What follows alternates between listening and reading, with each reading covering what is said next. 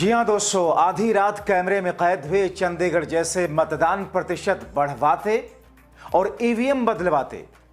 उधर ओवैसी संघ भारतीय जनता पार्टी की नई डील। आक्रोशित इंडिया गठबंधन के लोगों ने सड़कों पर उतर कर दी चढ़ाई। स्वागत है आप सभी का। आप देख रहे हैं द राजनीति का विशेष सेगमेंट खबर और विश्लेषण। मैं हूं जबार खान।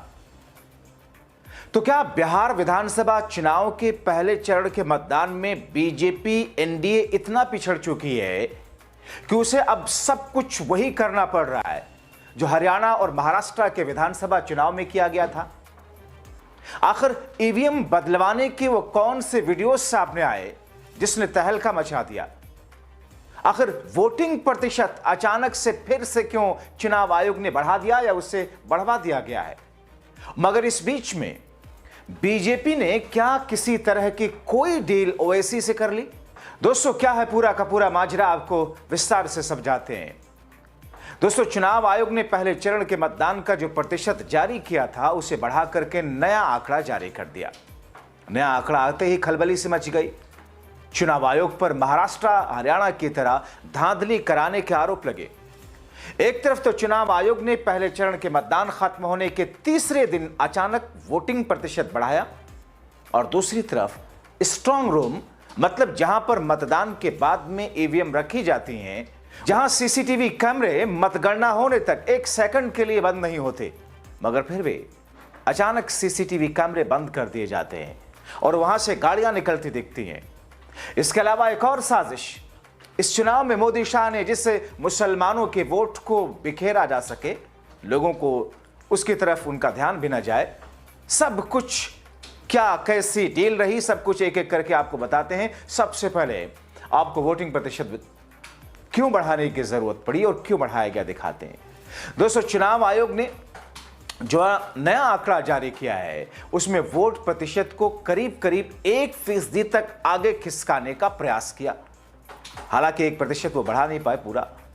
अब पहले चरण का नया प्रतिशत, दोस्तों पहले चरण के मतदान का जो नया वोटिंग प्रतिशत अब चुनाव आयोग ने जारी किया है उससे कराया गया, उसमें 65.8% उसे बढ़ा करके कर दिया गया है, जो कि 2020 के विधानसभा चुनाव में 57.29% के मुकाबले काफी बढ़ गया।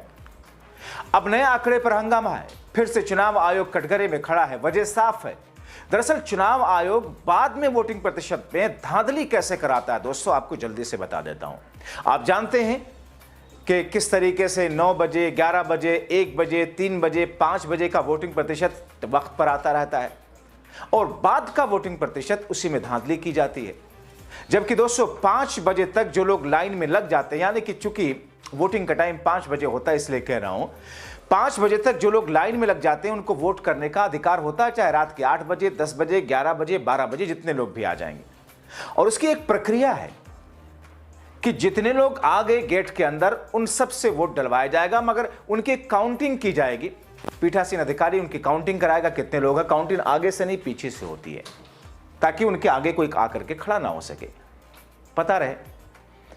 और उसके साथ में उन लोगों को, जितने लोग हैं, उनका बाकायदा डायरी मेंटेन की जाती है। ये चुनाव आयोग का रूल है।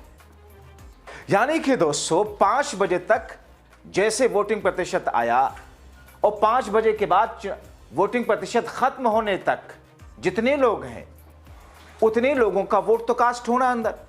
तो वोटिंग प्रतिशत दोबारा बढ़ाने की जरूरत क्यों? कहता है चुनाव आयोग के साहब अलग अलग जगहों से आंकड़े आते हैं। अरे तो अलग अलग जगहों के आंकड़े आने में कितना वक्त लगता है? घंटा, 2 घंटा, 3 घंटा, 4 घंटा, 3 दिन तो नहीं लग सकता ना। और यही खेल करता है चुनाव आयोग। दोस्तों खास बात यह रही कि चुनाव आयोग ने वही किया जिसकी शंका जताई जा रही थी। महिलाओं के वोट 9.34% अधिक दिखाए। हालांकि पुरुषों के वोट में भी इजाफा हुआ। इन सब के बीच कुछ ऐसे आंकड़े भी आए जो चौंकाने वाले दिखे। कुछ जिले ऐसे जहां पर वोटिंग प्रतिशत 10% से ज्यादा बढ़ा है। तो दोस्तों आपने देखा, अब इस पर जांच होगी नहीं होगी, क्या कुछ होगा आगे देखा जाएगा। अब दोस्तों स्ट्रांग रूम यानी कि ईवीएम में गड़बड़ी की बात के सामने लाते हैं। जहां पर मतदान के बाद ईवीएम रखी जाती है उसे स्ट्रांग रूम कहा जाता है। और कथित गड़बड़ी कैसे हुई, कैमरे बंद क्यों किए गए? आपको चंडीगढ़ वाला वाकया याद है ना? चुनाव अधिकारी बैठ करके विपक्षियों के वोट को क्रॉस कर रहा था और कैमरे में सीसीटीवी में देखता जा रहा था। वैसे यहां भी सीसीटीवी कैमरे ही बंद कर दिए गए और कंपाउंड से गाड़ियां निकलती दिखती हैं। आरजेडी ने वीडियो शेयर किया, देखिए। देखिए ये कैमरा 5 मिनट से बंद है।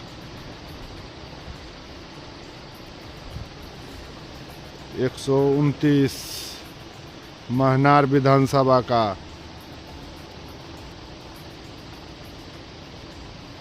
129 महनार विधानसभा का कैमरा बंद हो चुका है।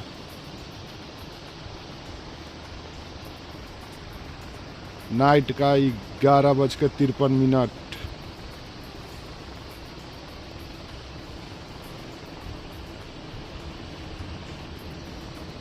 देखिए भाई, बड़ा खेल हो रहा है।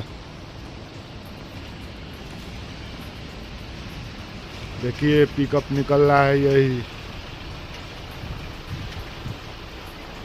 पिकअप निकल रहा है। 11:53 हो रहा है। अभी कैमरा बंद हो चुका है और एक पिकअप निकला है अंदर से।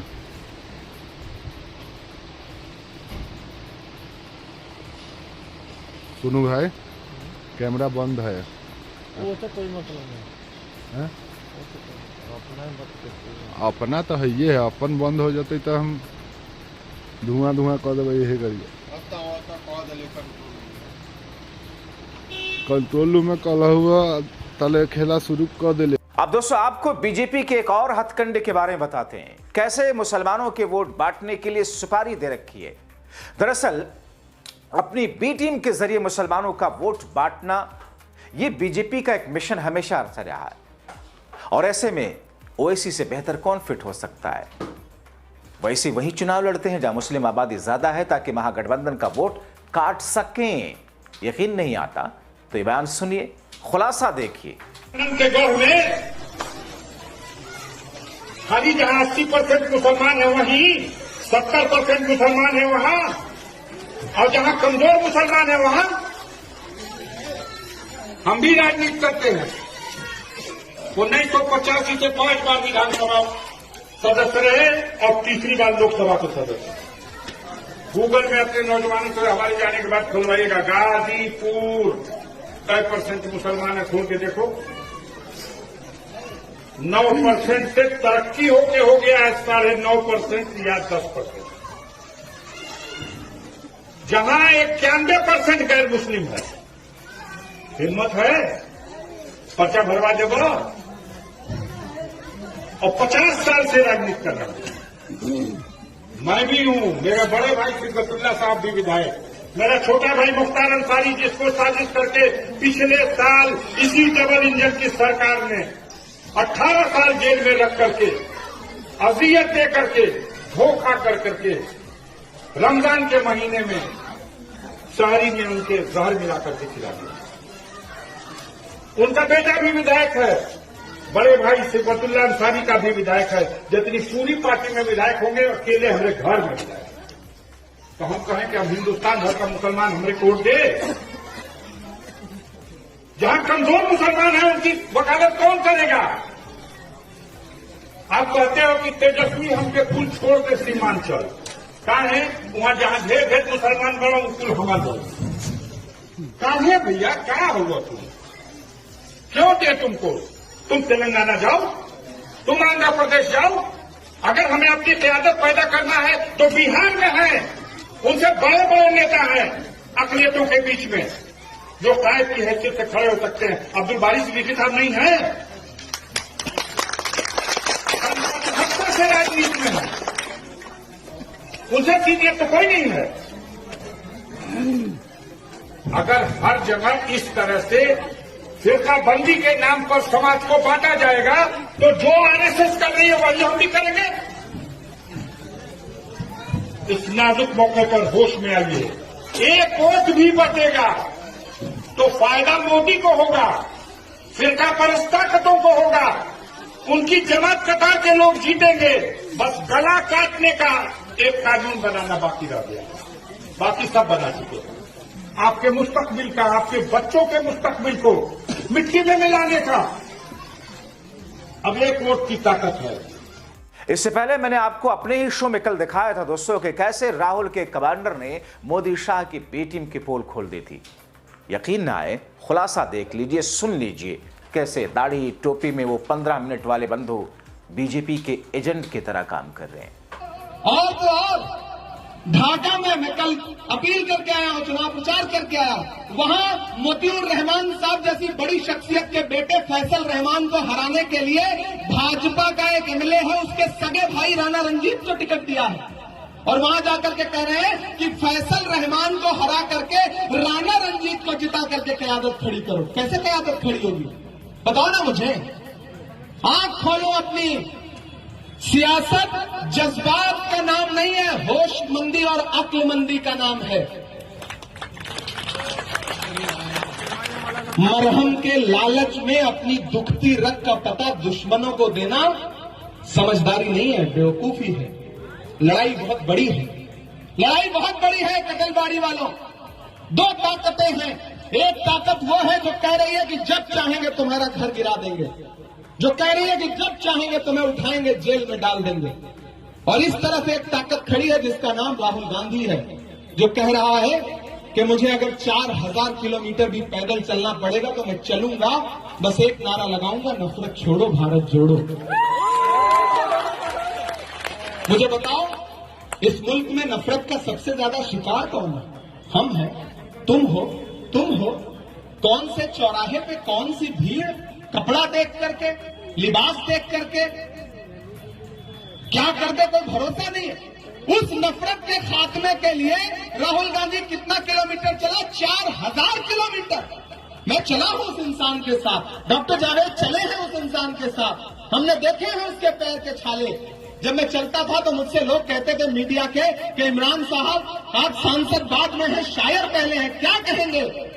राहुल गांधी के साथ चल रहे हैं। तब मैं कहता था कि जो हर जालिम से टकराएगी वो आंधी बनाऊंगा, जो हर जालिम से टकराएगी वो आंधी बनाऊंगा। नए अंग्रेज आए हैं, नया गांधी बनाऊंगा।